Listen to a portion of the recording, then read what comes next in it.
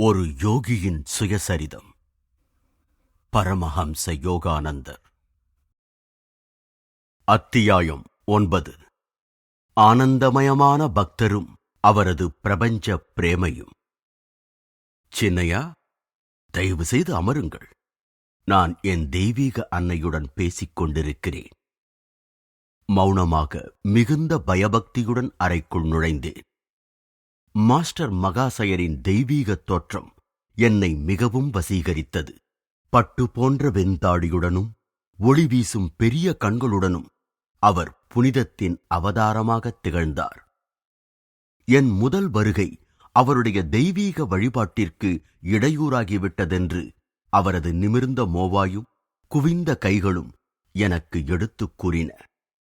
என்னை வரவேற்ற அவருடைய எளிய சொற்கள் நான் இதுவரை அனுபவித்திராத மிக தீவிரமான உணர்ச்சிகளை ஏற்படுத்தின. என் தாயை பிரிந்த வேதனைதான் எல்லாவற்றிலும் பெரிய வேதனையாக நான் நினைத்திருந்தேன்.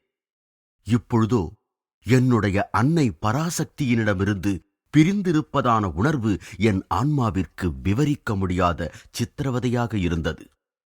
நான் முனகியபடி தரையில் விழுந்தேன். சின்னையா, அமைதியாக இருக்கவும். அந்த யோகி அனுதாபத்துடன் கலங்கினார்.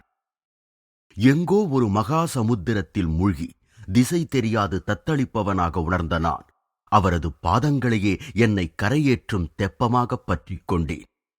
தெய்வீகப் பெருமானே, நீங்கள்தான் எனக்காக வேண்டிக் கொள்ள வேண்டும்.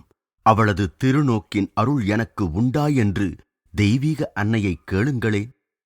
பிறருக்கு அருள் புரிய வேண்டிக் கொள்ளும் புனித வாக்குறுதி எளிதில் கிடைத்துவிடக்கூடிய ஒன்றல்ல. அந்த மகான் மௌனத்தை கடைபிடிக்க வேண்டியதாயிற்று.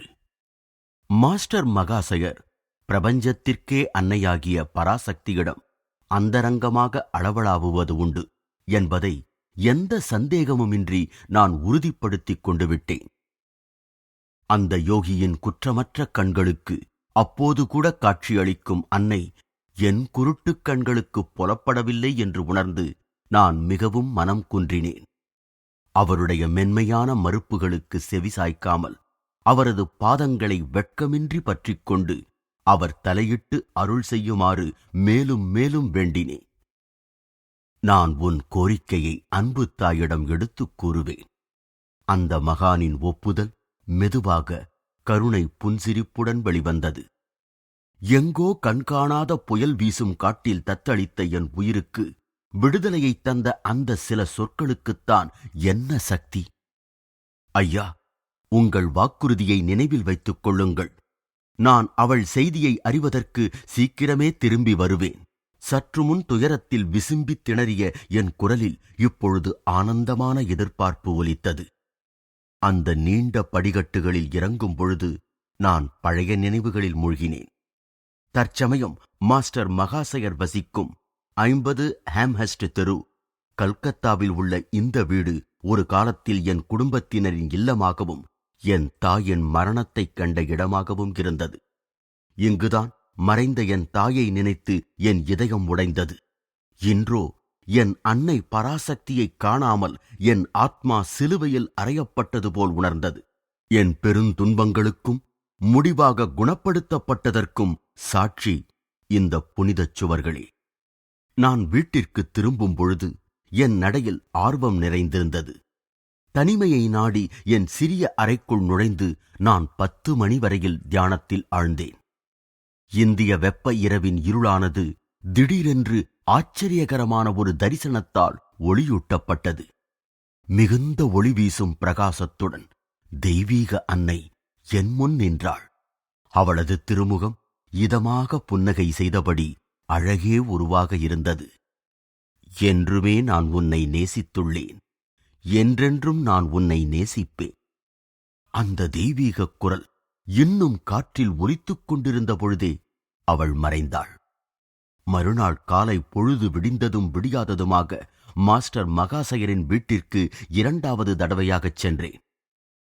கசப்பான நினைவுகளை உடைய அவ்வீட்டின் மாடிப்படிகளில் ஏறி 4வது மாடியிலுள்ள அவரது அறையை அடைந்தேன். மூடிய கதவின் கைப்பிடி ஒரு துணியால் சுற்றப்பட்டிருந்தது. அந்த யோகிக்கு தனிமை வேண்டும் என்பதற்கு அது அடையாளம் என்று நான் உணர்ந்தேன். நான் செய்வதறியாமல் நின்று கொண்டிருக்கும் பொழுது அந்த மகானின் வரவேற்கும் கரத்தால் கதவு திறக்கப்பட்டது. நான் அவருடைய புனித பாதங்களில் பணிந்தேன். நான் விளையாட்டாக என் தெய்வீக பேரானந்த உணர்ச்சியை மறைத்தவாறு ஒரு தீவிர முகபாவத்தை வருவித்துக் கொண்டேன். ஐயா, நான் உங்களுடைய செய்திக்காக வந்துள்ளேன். மிகவும் சீக்கிரமாகவே என்பதை ஒப்புக்கொள்கிறேன். அன்பு தாய் என்னை பற்றி ஏதாவது கூறினாளா? போக்கிரி சென்னையா, அவர் வேறு ஒன்றுமே சொல்லவில்லை. நான் வேண்டுமென்றே மேற்கொண்ட தீவிர முகபாவம் எந்த பலனும் அளிக்கவில்லை என்பது நன்றாக தெரிந்தது. ஏன் இவ்வளவு மர்மமாக தட்டிக் கழிக்க வேண்டும்? மகான்கள் நேரடியாக பேசவே மாட்டார்களா? ஒருவேளை நான் சிறிது படபடப்பாக காணப்பட்டிருக்கலாம். நீ என்னை சோதிக்க வேண்டுமா? அவருடைய அமைதியான கண்கள் எல்லாவற்றையும் புரிந்து கொண்டதை நன்கு எடுத்துக் காட்டின. நேற்று இரவு 10 மணிக்கு உனக்கு அழகான அன்னையிடமே இருந்து கிடைத்த உறுதிமொழிக்கு மேல் இக்காலை வேளையில் இன்னும் நான் சொல்ல என்ன இருக்கிறது? என் ஆத்மாவின் மடைகளை கட்டுப்படுத்தக்கூடிய திறன் மாஸ்டர் மகாசயரிடம் இருந்தது. மறுபடியும் நான் அவர் திருவடிகளில் சாஷ்டாங்கமாக விழுந்து வணங்கினேன். ஆனால் சென்ற தடவையைப் போல் வேதனையால் அன்று. இப்பொழுது பெருகிய என் கண்ணீர் ஆனந்த கண்ணீர். உன் பக்தி எல்லையில்லா கருணையை தொடவில்லை என்றா நினைக்கிறாய்? மனித உருவிலும் தெய்வீக உருவிலும் நீ தொழுது வந்த தெய்வத்தின் தாய்மை தன்மை பரிதவிக்கும் உன் கதறலுக்கு செவிசாய்க்காமல் ஒருபொழுதும் இருக்க முடியாது. இவருடைய சிறு கோரிக்கை கூட பரம்பொருளால் மிக்க இனிமையான முறையில் நிறைவேற்றி வைக்கப்படுகிறது. இந்த எளிய மகான் யார்? எனக்கு தெரிந்த மகான்களில் மிக அடக்கமான மனிதரான இவரது பணி இவருக்கேற்றபடி இந்த உலகில் அடக்கமானதாகவே அமைந்திருந்தது. ஆம்ஹெஸ்ட் சாலையில் உள்ள இந்த வீட்டில் மாஸ்டர் மகாசயர் சிறுவர்களுக்காக ஒரு சிறு உயர்நிலை பள்ளிக்கூடம் நடத்தி வந்தார். கண்டிக்கும் சொற்கள் அவரிடமிருந்து வெளிப்படா. எந்த சட்டதிட்டமும் பிரம்பும் இவரது ஒழுங்குமுறையை பேணுவதற்கு உபயோகப்படுத்தப்படவில்லை. உண்மையில் அடக்கமான முறையில் நடத்தப்பட்டு வந்த இந்த வகுப்பறைகளில் உயர் கணிதமும் பாடப்புத்தகங்களில் காணப்படாத அன்பெனும் வேதியியலும் போதிக்கப்பட்டு வந்தன. பலனளிக்காத போதனைகளை விட ஆன்மீகத் தொடர்பால் அவர் தன் ஞானத்தை பரப்பினார். தெய்வீக அன்னையிடம் கொண்ட பேரன்பினால் ஆட்கொள்ளப்பட்ட அவர் ஒரு குழந்தையைப் போல எந்த வெளி மரியாதையையும் எதிர்பார்க்கவில்லை. நான் உன் குருவல்ல. அவர் இன்னும் சிறிது காலம் கழித்து வருவார். அவருடைய வழிகாட்டுதல் மூலம் உன் அன்பு, பக்தி இவைகளின் தெய்வீக அனுபவங்கள் அவரது ஆழங்காண முடியாத ஞானமாக உருவெடுக்கும் என்று கூறினார். ஒவ்வொரு மாலையும் மாஸ்டர் மகாசயரின் தெய்வீக கிண்ணத்தை நாடி நான் ஆம்ஹெஸ்ட் தெருவிற்குச் சென்றேன். அதன் துளிகள் தினந்தோறும் என் மீது வழிந்தோடும் அளவிற்கு அது நிரம்பியிருந்தது. இதற்கு முன் நான் முழு பயபக்தியுடன் எவரையுமே வணங்கியதில்லை. இப்பொழுது நான் மாஸ்டர் மகாசயரின் திருவடிகள் பட்டு புனிதமடைந்த இடங்களில் நடப்பதைக் கூட என் பாக்கியமாக கருதலானேன். ஐயா, உங்களுக்காகவென்றே நான் தொடுத்த இந்த செண்பக மாலையை தயவு செய்து அணிய வேண்டும். ஒரு நாள் மாலை அம்மலர் மாலையை எடுத்துக்கொண்டு அவரை அணுகினேன். ஆனால் அவர் கூச்சத்துடன் பின்வாங்கி அவருக்கு கொடுக்கப்பட்ட மரியாதையை திரும்ப திரும்ப மறுத்தார். அதனால் நான் வருத்தமடைவதைக் கண்டு கடைசியில் புன்முறுவலுடன் ஒப்புக்கொண்டார். நாம் இருவருமே அன்னையினுடைய பக்தர்கள். ஆதலால் நீ இந்த உடற்கோயிலில் குடியிருக்கும் அவளுக்கு அர்ப்பணிப்பதாக மாலையைப் போடு. எந்த அகங்கார சிந்தனையும் குடிகொள்ள முடியாதபடி அவரது இயல்பு மிகவும் பரந்திருந்தது. நாளை நாம் என் குருதேவரால் புனிதமடைந்த தட்சிணேஸ்வரம் காளி கோயிலுக்குச் செல்வோம். அந்த யோகி தெய்வத்தன்மை வாய்ந்த மகானாகிய ஸ்ரீ ராமகிருஷ்ண பரமஹம்சரின் சீடராவார். மறுநாள் காலை 4 மைல் தூரமுடைய அந்த பயணத்தை நாங்கள் கங்கை நதியில் படகின் மூலம் மேற்கொண்டோம். நுணுக்கமாக செதுக்கப்பட்டு 1000 இதழ்களுடன் மெருகூட்டப்பட்ட வெள்ளி தாமரையில் தெய்வீக அன்னையும் சிவனும் வீற்றிருக்கும் 9 விதானங்களை உடைய காளி கோயிலினுள் நாங்கள் நுழைந்தோம். மாஸ்டர் மகாசயர் ஆனந்த பரவசத்தில் ஒளிர்ந்தார். அன்பு தாயுடன் அள்ள அள்ள குறையாத ஆனந்த துள்ளலுடன் இழைந்தார். அவள் நாமத்தை உச்சரித்த பொழுது பரவசமடைந்த என் இதயம் அத்தாமரையின் 1000 இதழ்கள் போன்று சிதறியது. பிறகு நாங்கள் அதை சுற்றியுள்ள புனிதமான இடங்களில் மெதுவாக நடந்து தமரிஸ்க் மரங்கள் அடர்ந்த ஒரு தோப்பில் நின்றோம். இம்மரத்திற்கே தனி சிறப்பான அதனின்று கசியும் இனிய சாறு மாஸ்டர் மகாசயர் வழங்கிக் கொண்டிருந்த தெய்வீக உணவிற்கு அடையாளமாக இருந்தது. அவருடைய பிரார்த்தனைகள் தொடர்ந்தன. இளஞ்சிவப்பு இறகுகளைப் போன்ற தமரிஸ்க் மலர்கள் இடையே புல்தரை மேல் நான் அசைவற்று அமர்ந்தேன். தற்காலிகமாக என் உடலை மறந்த நான் எங்கோ விண்ணுலகில் பறந்தேன். இப்புனித ஆசிரியருடன் பலமுறை தட்சிணேஸ்வரத்திற்குச் சென்ற புண்ணிய யாத்திரைகளில் இதுவே முதல் தடவையாகும். அவரிடமிருந்து அன்னை அல்லது தெய்வீக கருணை ஆகிய தன்மைகளில் கடவுளின் இனிமையை அறிந்து கொண்டேன். குழந்தையைப் போன்ற அந்த யோகிக்கு கடவுளை தந்தையாகவோ அல்லது தெய்வீக நீதியாகவோ காண்பதில் நாட்டமில்லை. அவருடைய மிருதுவான சுபாவத்திற்கு கண்டிப்பான, கடினமான, கணக்கான கருத்துக்கள் உகந்ததாயில்லை. விண்ணுலக தேவதைகளின் பிரதிநிதியாக இவர் மண்ணுலகில் சேவை புரிய முடியும் என்று நான் ஒரு நாள் அவர் பிரார்த்தனை செய்யும் பொழுது அன்புடன் நினைத்தேன். ஒரு கண்டனமோ குற்றமோ இன்றி வெகு காலமாக தெய்வீக புனிதத்தன்மையை உணர்ந்த கண்களுடன் அவர் உலகை நோக்கினார். அவரது உடல், மனம், பேச்சு, செயல் எல்லாமே அவருடைய ஆத்மாவின் எளிமையுடன் எந்த முயற்சியும் இல்லாமல் இயல்பாக ஒன்றியிருந்தன. அவரது பக்குவமான ஆலோசனையை தன்னுடையது என வலியுறுத்தாமல் என் குருதேவர் எவ்வாறு கூறினார் என்ற புகழ் மாலையுடன் இந்த மகான் முடிப்பது வழக்கம். தன் சிந்தனைகள் எதுவுமே தன்னுடையதல்ல என்னும் அளவிற்கு ஸ்ரீ ராமகிருஷ்ணரிடம் மாஸ்டர் மகாசயர் மிக ஆழ்ந்து ஒன்றியிருந்தார். ஒரு நாள் மாலை நானும் அந்த மகானும் அவருடைய பாடசாலை கட்டிடத்தில் கைகோர்த்தபடி நடந்து கொண்டு இருந்தோம். எங்களுக்கு தெரிந்த கர்வம் பிடித்த ஒருவரின் வருகையினால் என் மகிழ்ச்சி சற்று குறைந்தது. அவர் தனது நீண்ட பிரசங்கத்தால் எங்களுக்கு தொல்லை கொடுத்தார். இந்த மனிதரை உனக்கு பிடிக்கவில்லை என்று தோன்றுகிறது. அந்த மகான் என்னிடம் மெல்லிய குரலில் பேசியது தன் பேச்சில் தானே மூழ்கியிருந்த அந்த தற்பெருமையாளருக்கு கேட்கவில்லை. நான் ஜெகன்மாதாவிடம் இதை பற்றி பேசினேன். அவளுக்கு நம் தொல்லை புரிந்திருக்கிறது. அதோ இருக்கும் சிவப்பு வீட்டினருகில் நாம் சென்றவுடன் அந்த மனிதருக்கு இதைவிட அவசரமான வேலையை நினைவுபடுத்துவதாக அவள் கூறியுள்ளாள். என் கண்கள் விடுதலை தரும் இடத்தில் பதிந்தன. அந்த வீட்டின் சிவப்பு வாயிலை அடைந்ததும் அம்மனிதர் தன் வாக்கியத்தையும் முடிக்காமல் எங்களிடம் விடையும் பெறாமல் ஏனென்றும் தெரியாமலேயே அவ்விடத்தை விட்டகன்றார். அமைதி குலைக்கப்பட்ட இடத்தில் மீண்டும் அமைதி நிறைந்தது. இன்னொரு நாள் ஹவுரா புகைவண்டி நிலையத்தருகில் தனியாக நடந்து கொண்டிருந்தேன்.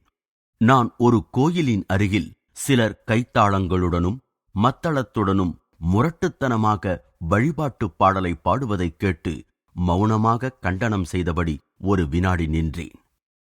பக்தி இல்லாமல் இறைவனின் நாமத்தை இயந்திரம் போன்று திரும்ப திரும்ப எப்படித்தான் உச்சரிக்கிறார்களோ என்று நான் நினைத்தேன். திடீரென்று மாஸ்டர் மகாசயர் வேகமாக என்னை நெருங்கி வருவதைக் கண்டு ஆச்சரியமடைந்தேன். ஐயா, தாங்கள் எப்படி இங்கே? அந்த மகான் என் கேள்வியை புறக்கணித்துவிட்டு என் எண்ணத்திற்கு பதிலளித்தார். சின்னையா, ஞானியோ அஞ்ஞானியோ, அன்புக்குரியவரின் பெயர் யார் வாயிலிருந்து வந்தாலும் இனிமையாகத்தான் ஒலிக்கிறது இல்லையா? அன்புடன் அவர் தன் கையால் என்னைச் சுற்றி அணைத்தார். நான் அவருடைய மந்திர விரிப்பின் மேல் அமர்ந்து கருணையின் முன்னிலைக்கு அழைத்துச் செல்லப்படுவதாக உணர்ந்தேன். நீ பயாஸ்கோப் பார்க்க விரும்புகிறாயா? ஒரு நாள் மத்தியானம் தனிமையை விரும்பும் மாஸ்டர் மகாசயரிடமிருந்து வந்த இக்கேள்வி எனக்கு புதிராகத் தோன்றியது. பயாஸ்கோப் என்பது அந்த நாளில் இந்தியாவின் சலன திரைப்படத்தை குறித்தது. எந்த சூழ்நிலைகளிலும் அவருடன் ஆனந்தமாக இருக்கலாமே என்று நான் ஒப்புக்கொண்டேன். ஒரு துரித நடை எங்களை கல்கத்தா பல்கலைக்கழகத்தின் எதிரில் உள்ள தோட்டத்திற்கு கொண்டு வந்து சேர்த்தது. என் தோழர் அங்கு கோல்டிக்கி அல்லது சிறு குளத்தின் அருகில் இருந்த ஒரு நீண்ட பெஞ்சை சுட்டிக் காண்பித்தார். இங்கு சில நிமிடங்கள் அமரலாம். நான் எங்கு நீர்ப்பரப்பைக் கண்டாலும் அங்கு சற்று நேரம் தியானம் செய்யும்படி என் குருதேவர் என்னிடம் கூறியிருக்கிறார். இங்கு இதனுடைய கலங்காத தன்மை இறைவனின் மகத்தான அமைதியை நமக்கு நினைவூட்டுகிறது. எல்லா பொருட்களும் நீரில் பிரதிபலிப்பது போன்று பிரபஞ்ச மனமெனும் ஏரியில் உலகமே பிரதிபலிக்கிறது. இவ்வாறு என் குருதேவர் அடிக்கடி கூறுவார். சீக்கிரமே நாங்கள் பல்கலைக்கழகத்தில் சொற்பொழிவு நடந்து கொண்டிருந்த ஒரு கூடத்தை அடைந்தோம். அந்த சொற்பொழிவு மிகவும் சுவாரஸ்யமற்றதாயிருந்தது. அதனுடன் சேர்ந்த அவ்வப்போது காண்பிக்கப்பட்ட ஒளிப்படங்களும் அதைப் போலவே சுவையற்றதாக இருந்தன. இத்தகைய பயாஸ்கோப்பையா நான் காண வேண்டுமென்று அம்மகான் விரும்பினார்? நான் பொறுமை இழந்தாலும் என் முகத்தில் சலிப்பைக் காண்பித்து அவரது மனத்தை புண்படுத்த விரும்பவில்லை. ஆனால் அவர் ரகசியமாக என் பக்கம் சாய்ந்தார். சின்னையா, உனக்கு இந்த பயாஸ்கோப் பிடிக்கவில்லை என்பதைக் காண்கிறேன். நான் அதை தெய்வீக அன்னையிடம் கூறியுள்ளேன். நம் இருவரிடமும் அவள் மிக்க இரக்கம் கொண்டுள்ளாள். இங்குள்ள மின்சார விளக்குகள் இப்பொழுது அணைந்துவிடும் என்றும், நாம் இவ்வறையை விட்டு வெளியே சென்று விடும் வரை அவை திரும்ப எரியாதென்றும் அவள் கூறுகிறாள். அவர் கிசுகிசுப்பு நின்ற உடனேயே அந்த கூடம் முழுவதும் இருளில் மூழ்கியது. பேராசிரியரின் உரத்த குரல் ஆச்சரியத்தினால் ஒரு வினாடி நின்ற பிறகு அவர், இந்த கூடத்திலுள்ள மின்சார இணைப்புகளில் ஏதோ குறை இருக்க வேண்டும் என தோன்றுகிறது என்றார். இதற்குள் நானும் மாஸ்டர் மகாசயரும் வாசற்படியை கடந்து விட்டோம். தாழ்வாரத்திலிருந்து பின்னோக்கி பார்த்தபோது அந்த கூடத்தில் விளக்குகள் மறுபடியும் எரிவதை நான் கண்டேன். சின்னையா, அந்த பயாஸ்கோப்பில் உனக்கு ஏமாற்றம் உண்டாயிற்று.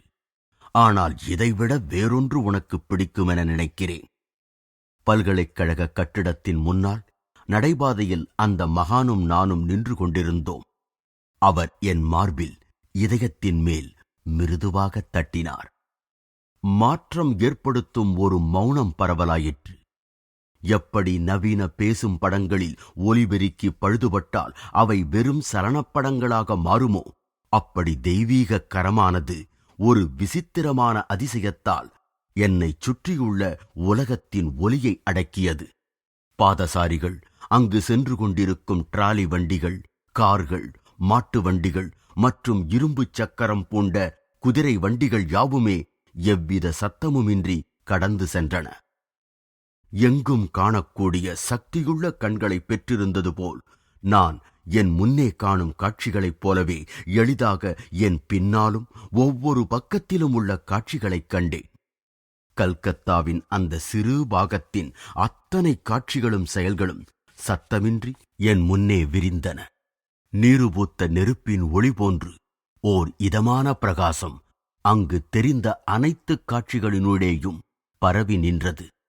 என்னுடல் பல நிழல் உருவங்களினிடையில் ஒரு நிழல் உருவமாக தோன்றினாலும் மற்றவை முன்னும் பின்னும் சென்று வந்து கொண்டிருக்கையில் என் உருவம் அசையாது இருந்தது.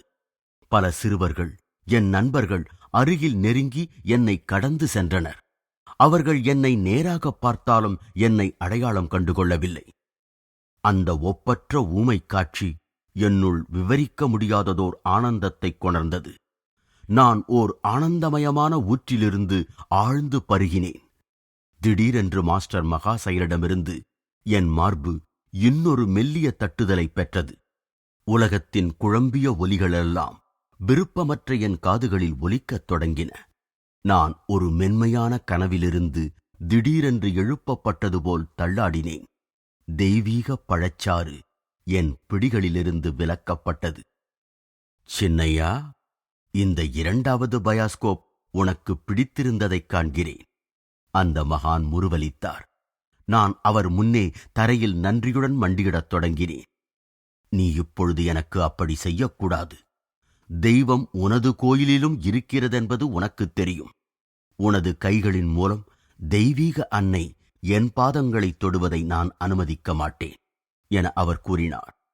எந்தவித ஆடம்பரமும் இல்லாது அந்த மகானும் நானும் கும்பலான நடைபாதையிலிருந்து சற்று விலகி மெல்ல நடந்து சென்றபோது எங்களை பார்த்தவர்கள் நாங்கள் ஏதோ போதையில் இருப்பதாக நிச்சயம் சந்தேகப்பட்டிருப்பார்கள். அந்தி மாலையும் பரிவுடன் இறைபோதையில் இருந்ததாக நான் உணர்ந்தேன். அவருடைய கருணைக்கு வெறும் சொற்களால் நியாயம் கற்பிக்க முயன்று கொண்டிருக்கும் இத்தருணத்தில் மாஸ்டர் மகாசயருக்கோ மேலும் என் பாதையில் குறுக்கிட்ட மற்ற மகான்களுக்கோ இறை பக்தர்களாக அவர்களின் தெய்வீக வாழ்க்கையைப் பற்றி நான் பல ஆண்டுகளுக்குப் பின்னர் மேலை நாட்டில் இருந்து கொண்டு எழுதுவேன் என தெரிந்திருக்குமா என்று அதிசயித்திருக்கிறேன். அவர்களுடைய முன்னறிவு என்னை வியப்படையச் செய்யாததுடன் என்னுடன் இவ்வளவு தூரம் வந்துள்ள வாசகர்களையும் வியப்படைய செய்யாது என நம்புகிறேன்.